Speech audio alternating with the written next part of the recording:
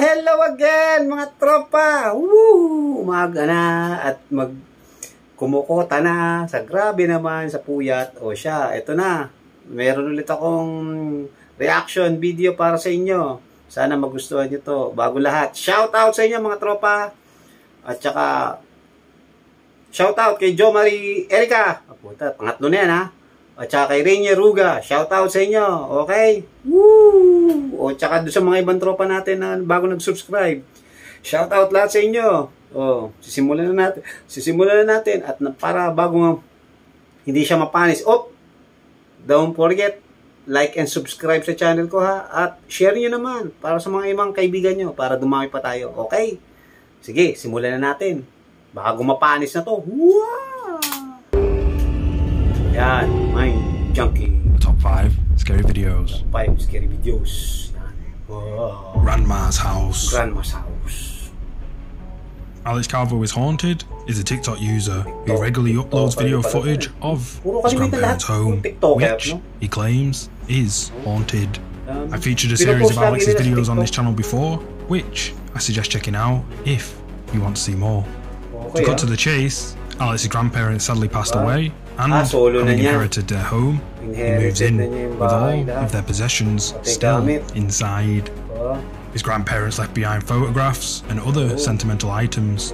However, one item they left behind was a giant trunk containing several mysterious items inside it. One such item was a box containing a set of exorcism equipment, which makes you wonder, were Alex's grandparents aware that their house was haunted? As time goes on, Alex experiences strange, bizarre occurrences happening around the house. Shadows would peek round corners, and what looked like the face of something appeared in a doorway of his grandparents' house. Creeped out by all of this, Alex continued to document his findings and upload them to TikTok. And in this next video, Alex claims he's at home alone. However, he hears loud footsteps on the floorboards as if someone is walking around his grandparents' home, and what he manages to capture on camera is rather creepy. Take a look. Okay, I am up here where all the different scary activity has happened, and I'm hearing what sounds like somebody walk around on the floorboards. As I'm up here, I can feel the pressure of steps landing around me. I don't really know what's going on. It just seems pretty fucking crazy to me. I don't know. This is not what I signed up for when I got this house. Oh shit! Fuck! Ayup. Come on. Come on, what was that? Holy shit. Holy shit. Is there somebody in here? Or was that actually my fucking grandmother? Oh my god. Holy shit. Holy shit talaga. What the fuck? As Alex is walking around his home, he mentions he hears someone walking on the floorboards around the home, and that he can sense something different around him. At first, nothing seems amiss. However, when he pans the camera around towards the bedroom doorway, a figure dressed in white can be seen just standing there in the darkness of the doorway. Alex drops his phone in shock, then runs towards where the figure was standing, but no one is there. Alex checks the entire bedroom and closet, but it's empty. Now, of course, this could all be fake, but what do you think? Did Alex capture the spirit of his deceased grandma on the camera? Or is it all just fake? Let me know what you think down in the comments below. The accident. This next scary video comes from the Singapore horror channel, True Horror Stories POV, which uploads recreated videos of people's scary encounters, and I must say, this video really caught me off guard. Without spoiling the video for you guys, all I'm going to say is that the video starts out with a woman being pushed around the hospital grounds in a wheelchair when something absolutely terrifying happens to her. Take a look. Naka-wheelchair. Ito naman iba. Dami talagang nagawa ng POV, no? Ang galing ang pagkagawa, no? Abay, so Oo. Ang galing. Ginawa nila, parang tawag do reenactment. Reenactment. Sakit mo na. Okay. Alamak. Sal? Kau ni, babe. Kau gitu aje lah. Muslim eh. Aduh, cepat. Cepat daw, cepat. Sus naman ito. Cepat. Sige, tuloy.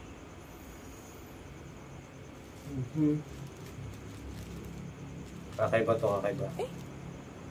Cepatnya. Oh! Shit! Oh, tangin na, tinutulak siya, tinutulak. Oh, so, tangin na yan. Tinutulak siya. Ayok. Tinulak siya. Oh, shit. Shit. Tangin na. Solo. Oh, tangin na ka. Yan, tuloy. Balik sa wheelchair, balik. Ang hirap niyan. Oh, shit, makit ang wheelchair niya. Puta. Ayok.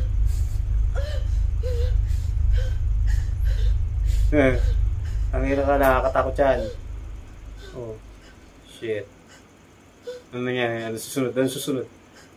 Ang ina. Oh! Yeah! Puta na ka.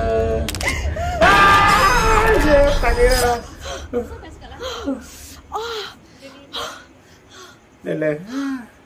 Okay na mo. Woman's daughter Naya mentions she's forgot her bag, so leaves her on her own for a moment to go and retrieve it. The woman then says to Naya, "Back so soon?" When she turns her head, it's not Naya. Instead, something horrifying is stood behind her and throws her from her wheelchair. The woman is terrified and panics, looking around for whatever just appeared and threw her from her chair. The coast looks clear, so she tries to crawl back to her chair, but then a weird sound is heard. And when she turns her head to where the sound came from, the thing can be seen clinging from behind a wall and then appears on the floor in front of her before her daughter Naya shows up and questions why she's on the floor. Naya helps her mother back into the wheelchair, and this is where things get even weirder. Take a look. Puta. Oy, isn't moving, puta. Oh shit, ano kaya yun? Oh! Puta yung babae.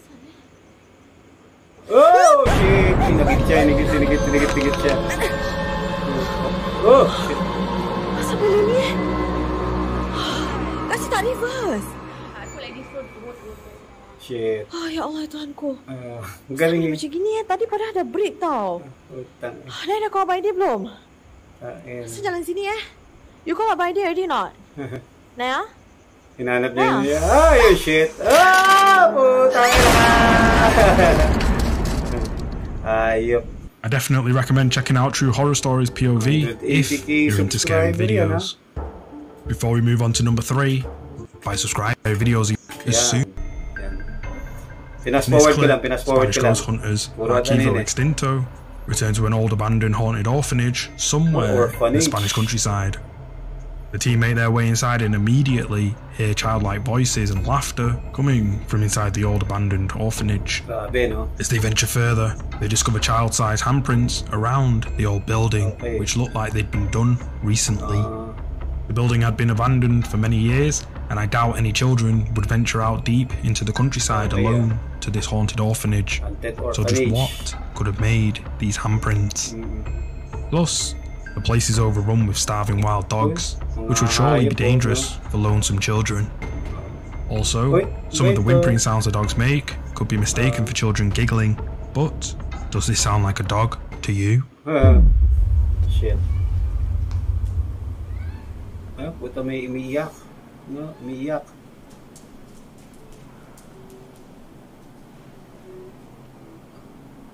Ay, mga ano, ghost hunter. Mga Espanyol. Ghost hunter. As the team explore more of the building, they pick up high readings on their ghost detection equipment, indicating that the presence could be with them. They decide to set up static cameras around the building and continue their investigation. And what they managed to capture on camera is all the proof they needed. Watch this.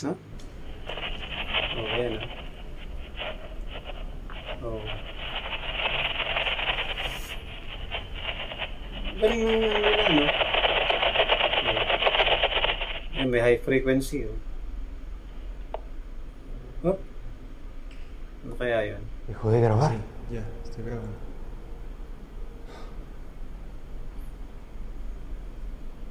Oh, may aso. May kasama silang aso dyan. German Shepherd pa. Oh, yan. No? May aso pa silang kasama. No? Oh, yan. Nasa harapan. Ilang aso yan? Dalawa? Hindi, marami. Marami aso. Grabe, no?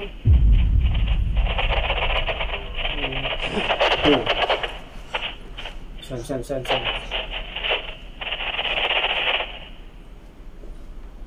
Oh. Strange frequency sounds can be heard over their walkie-talkies. Then, one of the team's main cameras stops working and a demonic groan is picked up, coming from somewhere in the building, which startles the pair. But that's not all they managed to capture. Take a look at this. Yun.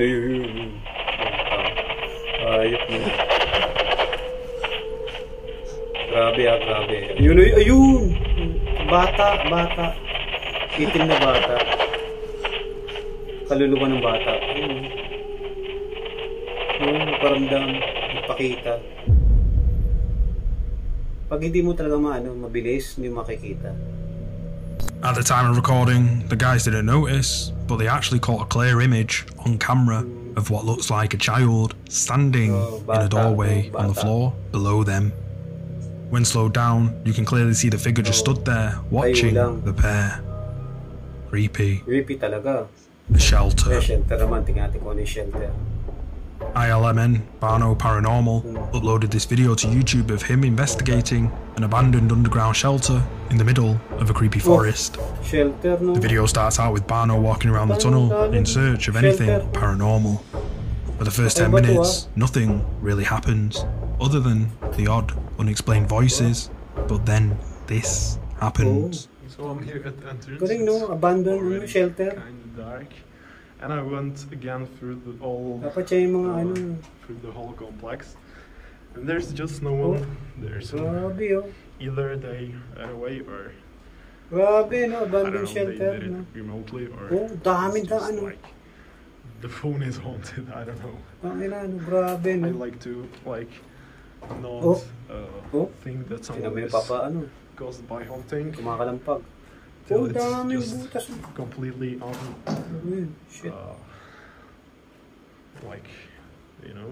so you just can't explain it by anything. Okay yan, by anything. But Uy! Ay! Putang ina, no? Takbo. Okay, that. Grabe naman. I saw it moving and I just completely. An object seems to raise up on its side, all on its own. He flees in terror, but then realizes all his equipment is still inside, so he has to go back in. And well, he manages to capture this on camera. Watch closely. Kaya yung babalikan niya. Tingnan natin. Shit. Tangina, tiyaga mo talaga. Solo flight, no? Solo ba o dalawa sila?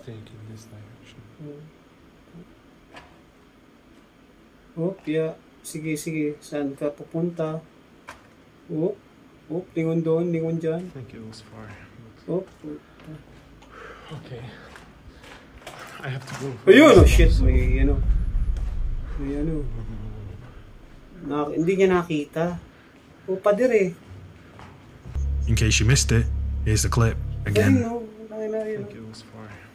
Pero pader yun, no? Okay. I have to go. Ayun, pader.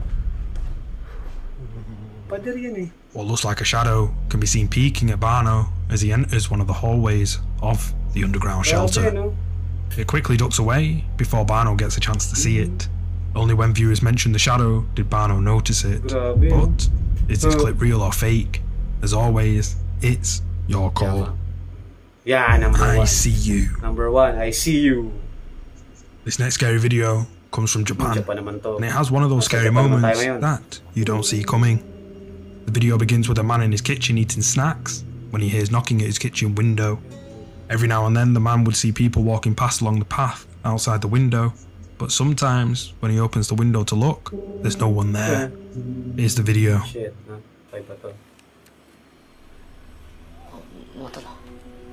Ano ba? Kakaiba to, kakaiba. Oh. Dudungaw siya. Oh. Wala naman. This is weird, you know? Tara na, weird yan. Oh, shit! Putang ina. Putay. Sumilip sa bintana niya. The man mentions he hears sounds coming from outside his kitchen window and goes to investigate. When he looks out the window, there's no one there. However, when he shuts the window, a horrifying face can be seen staring eerily in at him through the glass. Creepy. Talaga. Ayan, tropa. Nakita nyo na, ha? Kayo na maghusga. At nakakatakot talaga. Oh, shout out ulit sa mga tropa natin. Kay Jo Marie Erica at saka kay Rinye Ruga. Oh, Itan. Oh, anak ni Garsky. Yan, binati kita ulit, ha? Pahabol. O siya, paalam ulit. Bye-bye! Wow!